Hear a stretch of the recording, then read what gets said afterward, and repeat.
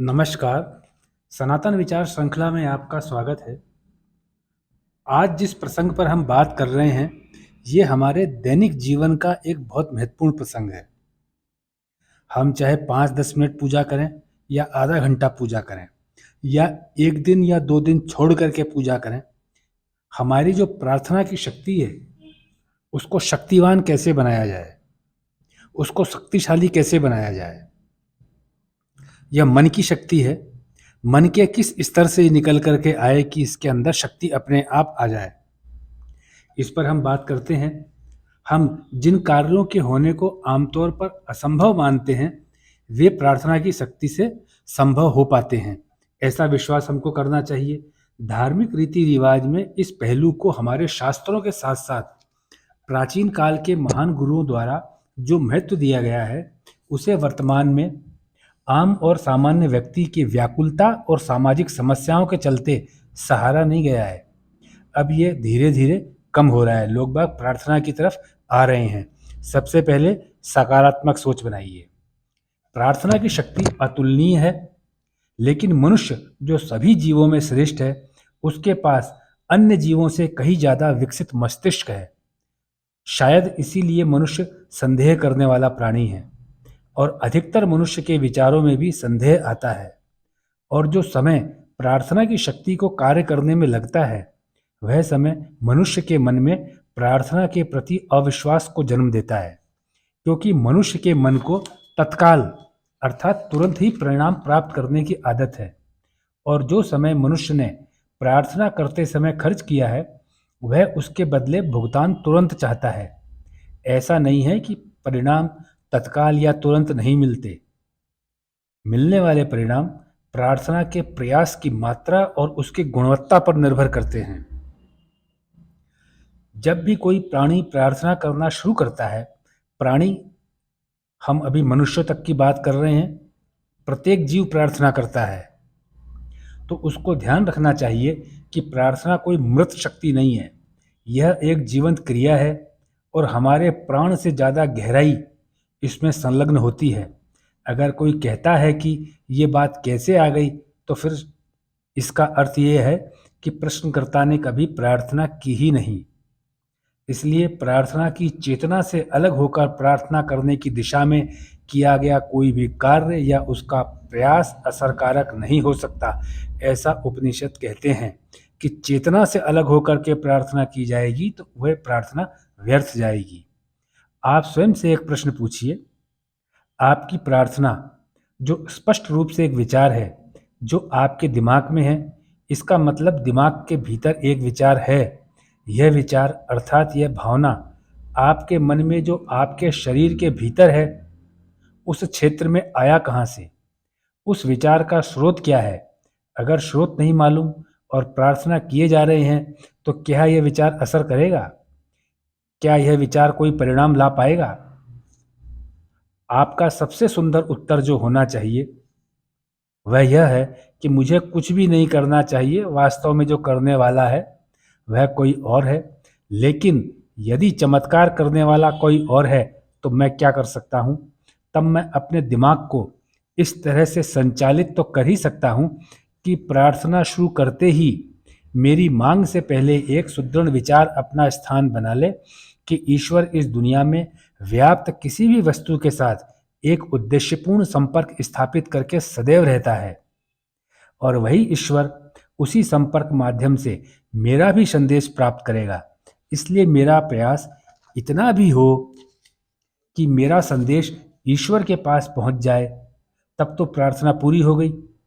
क्योंकि मैं यह तो नहीं जानता कि मुझे अगर कोई समस्या है भी, तो वह समस्या पैदा कहाँ से हो रही है और उस समस्या का मेरे जीवन में रास्ता जो आ रहा है, रास्ता वह कौन सा है। मुझे तो पूरा विश्वास है कि समस्या के पैदा होने का स्थान और वहाँ से मेरे जीवन में समाधान के आने का रास्ता ईश्वर को अवश्य पता है। यह प्रार्थना से पहले विश्वास होना अत्यंत आवश्यक है। युद्ध से पहले सैनिक का विश्वस्त होना कि मैं युद्ध जीत करके घर लौटूंगा और विजयी माला धारण करूंगा, ये अत्यंत आवश्यक है। हम अपने आप को इतना सरल बनाएं कि हमारे विचार जो भी मन में आए वे यही हों कि मैं अपनी पूरी विनम्र क्षमता के साथ ईश्वर से संपर्क करने का प्रयास करता रहूंगा, क्योंकि मैं जिस ईश्वर के सामने प्रार्थी बनकर आया हूं वह कोई अंधी ऊर्जा नहीं है। वह सर्वबुद्धि है। वह मेरी समस्या को समझ सकती है। वह मेरी समस्या के समाधान को भी जानता है, लेकिन उस समाधान को वह मेरे द्वारा ही मेरे ऊपर लागू करवाएगा, और वह यही एकमात्र रास्ता पसंद भी करता है। ये सब विश्वास की बातें। अभी आप इसका वैज्ञानिक रुख भी देखेंगे जैसे जैसे हम आगे बढ़ेंगे। इस विश्वास के साथ हम कहें, प्रिय मित्र, मेरे सखा, मेरे भगवान, मेरे ईश्वर, मेरे राम, मेरे कृष्ण, या और कोई नाम जो भी आप कहना चाहें, कृपया एक उपचारात्मक स्पर्श मेरे ऊपर लाएं। आप वही हैं जिनमें मैं अपनी विनम्र क्षमता से बता सकता हूं, और मैं पूर्ण विश्वास कर रहा हूं कि मेरी प्रार्थना आपको प्राप्त होती है। मेरी प्रार्थना आपको प्राप्त हुई है। यह विश्वास मुझे इसलिए है क्योंकि जो इसे प्राप्त करता है उसके पास बुद्धि होती है। एक माता की बुद्धि, एक पिता की बुद्धि, एक अभिभावक की बुद्धि, एक शुभचिंतक की बुद्धि। आप इसी तरह मेरे शब्दों को ग्रहण करेंगे। मैं स्वयं तो दुनिया में आने वाले या होने वाले घटनाक्रम को बदलने में सक्षम नहीं हूँ, फिर भी मैं चाहता हूँ कि मेरे भीतर के और बाहरी दुनिया के सभी घटनाक्रम मेरे प्रति अनुकूलता लिए हुए हों, और आप उन घटनाक्रमों को बदलकर मेरे अनुकूल बनाने में सक्षम हैं, ऐसा मेरा पूर्ण विश्वास है। और आपके द्वारा मेरे इस अनुरोध पर एक चमत्कार किया जा सकता है। अब इस प्रकार की हमारी मनोदशा बन जाने के बाद हमारी प्रार्थना एक मजबूत आधार वाली बन जाती है, जो जल्दी से गिरती नहीं है। प्रार्थना ईश्वर द्वारा स्वीकार हो, उसका स्थायी रहना उतना ही आवश्यक है जिस प्रकार एक अंगरक्षक का अपने स्वामी के साथ तटस्थ रहना।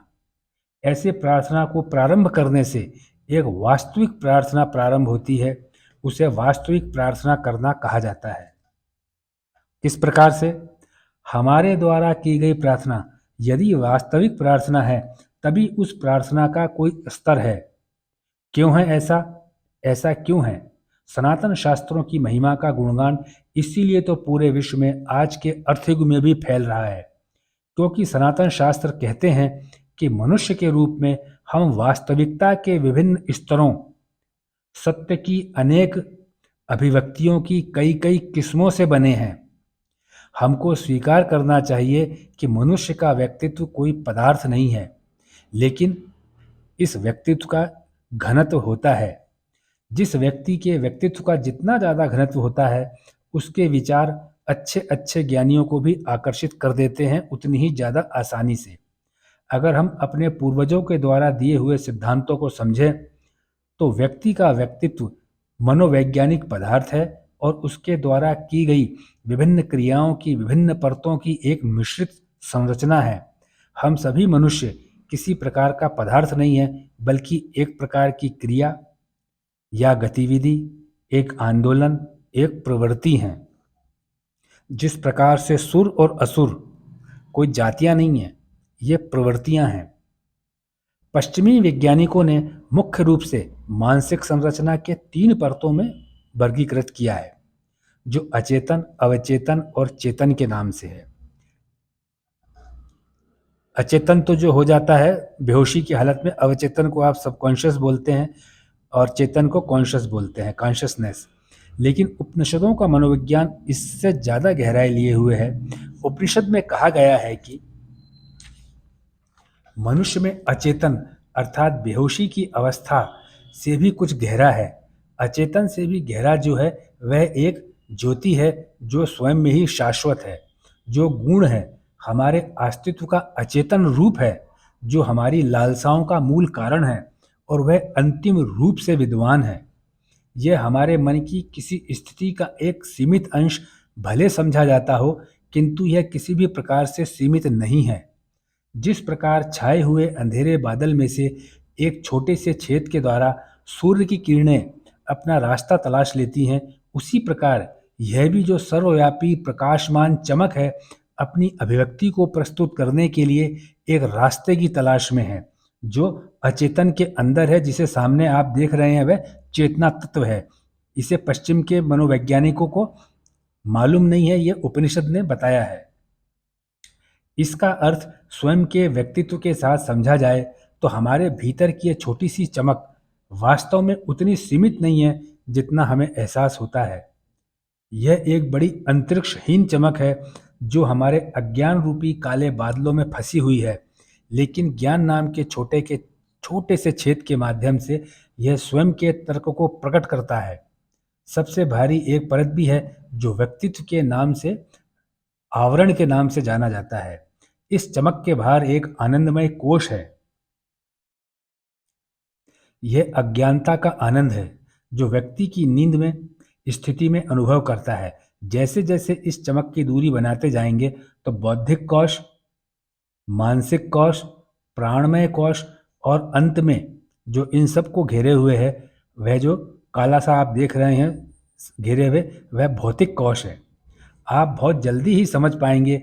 जब हम प्रार्थना करते हैं तो हम जानते हैं कि हमारा शरीर प्रार्थना कर रहा है, जो कि सबसे भारी भौतिक कोश है। शरीर एक भौतिक स्थिति है, लेकिन भौतिक शरीर तो जागरूक नहीं है। इसलिए हम यह तो नहीं मानेंगे कि हमारा भौतिक शरीर प्रार्थना कर सकता है, और यह संभव भी नहीं है। यह शरीर तो मात्र एक सहारा या आवरण है। फिर हम अंदर उस शाश्वत तरफ की तरफ जाकर मालूम करेंगे कि वास्तव में प्रार्थना हो कहाँ से रही है। हम प्राण कोश, फिर मानसिक कोश, फिर बौद्धिक कोश को आजमा कर देखते हैं कि प्रार्थना कहाँ से हो रही है। हमें तुरंत समझ आ जाता है इन तीनों प्राण, मन और बुद्धि में से कोई भी अपने आप में वास्तव में कुछ भी नहीं है। ये तीनों अकेले तो कोई भी परिणाम देने में असमर्थ हैं। ये तीनों जब जीवंत होंगे तभी किसी कार्य के कारक अर्थात कार्य को करने वाले बनेंगे। अब बारी आती है आनंदमय कोश की, जहाँ नींद की अवस्था में अज्ञानता के आनंद का अनुभव किया जाता है। हमारे अंदर एक गहरा रहस्य छिपा हुआ है। हम नींद में एक रहस्य हो जाते हैं। हमारा अस्तित्व तो होता है, किंतु हम शरीर, मन, कारण, पुरुष, स्त्री, अमीर, गरीब, लंबे, छोटे, काले, गोरे, सुंदर, बदसूरत कुछ भी नहीं होते। फिर भी हमारा अस्तित्व तो रहता ही है। अगर किसी से पूछ भी लिया जाए कि आप नींद में कौन थे, तो उनको जब नींद में होने का कोई अनुभव ही नहीं है तो उनको याद क्या रहेगा कि वे उत्तर दे पाएं। लेकिन फिर भी हमारा अस्तित्व तो है। इसका अर्थ जो उपनिषद बताते हैं कि अचेतन अवस्था में भी चेतन प्रभाव का पालन किया गया है, लेकिन चेतन प्रभाव का कारण अचेतन तो कभी नहीं हो सकता। इसलिए चेतन का कोई एक तत्व अचेतन अवस्था में अवश्य होना चाहिए जो यह बताता है कि मैं सो रहा था, मैं नींद में था। इसलिए उपनिषद यह निष्कर्ष निकालते हैं कि नींद की अवस्था में मनुष्य अचेतन की अवस्था में नहीं होता, वह चेतन विहीन नहीं होता। इसलिए नींद में भी हमारी चेतन अवस्था जागृत होती है। लेकिन चेतन का वह कौन सा तत्व है जो नींद की अवस्था में भी उपस्थित होता है? यह वही तत्व है जिसके कारण चेतन अवस्था एक चेतन अवस्था बन पाती है। यह वही ज्योति है जिसके बारे में हम बात कर चुके हैं। यह तत्व वही शाश्वत और गूढ़ चमक है जो हमारी लालसाओं का मूल कारण है, और यह चमक तो गहराई में है। इसीलिए कहा गया है कि प्रार्थना को गहराई से किया जाना चाहिए। उसके लिए हमें हमारे ही अंदर जाना होता है, क्योंकि ईश्वर शाश्वत है और हमारे अंदर भी एक शाश्वत तत्व है। ज़्यादा आसान है एक शाश्वत का उसके दूसरे शाश्वत अंश से जुड़ जाना। एक शाश्वत दूसरे शाश्वत में आसानी से घुल सकता है। तो जो प्रार्थना लेकर के हमारा चेतन तत्व जो शाश्वत है, वह जिस प्रार्थना को लेकर के जो ईश्वर है उस शाश्वत में जाकर के घुलेगा, तो हमारा पूरा पूरा संदेश ईश्वर के पास में जिस प्रकार से हम चाहते हैं उसी प्रकार से पहुंच जाएगा। और यह तत्व को हम आत्मा कहकर भी समझ सकते हैं। तो प्रार्थना का अर्थ जो बनता है वह आत्मा के परमात्मा से मिल जाना भी बन सकता है। यहीं से प्रार्थना को उसकी शक्ति मिलती है। जब हमारा शाश्वत तत्व उस ब्रह्म जो परमात्मा यानी परम आत्मा है उससे मिलती है, तो हमें हमारा मिलना, हमारी बातों का ईश्वर तक पहुंचना माना जाएगा।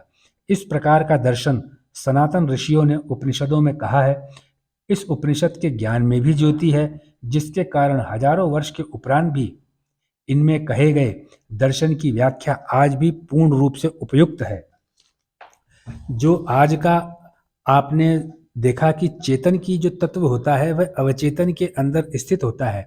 इसलिए जब भी हम प्रार्थना करें, हम एक विश्वास पहले से पैदा कर लें कि जो मैं प्रार्थना करूंगा, चाहे वो बहुत छोटे समय की हो, 2 मिनट की हो, 5 मिनट की हो, चाहे कितने भी लंबे समय की भी हो, तो भी पूरी की पूरी प्रार्थना मेरी ईश्वर तक पहुंचेगी। मुझे विश्वास करना चाहिए, क्योंकि उसमें गुणवत्ता जब तक नहीं होगी उस प्रार्थना का असर नहीं आएगा। प्रार्थना की गुणवत्ता उस विश्वास से है जिस विश्वास को हम प्रार्थना से पहले अपने मन में बिठा लेते हैं। प्रार्थना खत्म होने के बाद हम सोचें कि हमने प्रार्थना की, मुझे विश्वास है भगवान मेरे ऊपर कृपा करेंगे। आपको बाद में सोचने की जगह प्रार्थना के शुरू में सोचना है उस विश्वास को। वही आपका शक्ति है, वही एक मनुष्य के पास विचार शक्ति है। मैं उम्मीद करता हूं कि आप इस प्रकार की बातें जो हम वीडियो में बताते हैं, आप अपने मित्रों से करेंगे, वीडियो को शेयर करेंगे, अपने परिचितों से, रिश्तेदारों के साथ में बातें करेंगे, ड्राइंग रूम के अंदर बैठ करके इन चीज़ों पर बात करेंगे। किसी भी और बिंदु पे बात करना और इस बिंदु पर बात करना जो सनातन महिमा की बात है, तो आपको खुद को भी गर्व होगा। घर में जो छोटे बच्चे होंगे उनमें भी संस्कार पैदा होंगे, आपका भी ज्ञान बढ़ेगा, आपको और ज़्यादा पढ़ने का मन करेगा। इससे आपको मात्र उपलब्धि ही मिलेगी, इसका कोई नुकसान नहीं है। आपने अपना बहुमूल्य समय दिया, उसके लिए मैं आपका आभारी हूँ। धन्यवाद।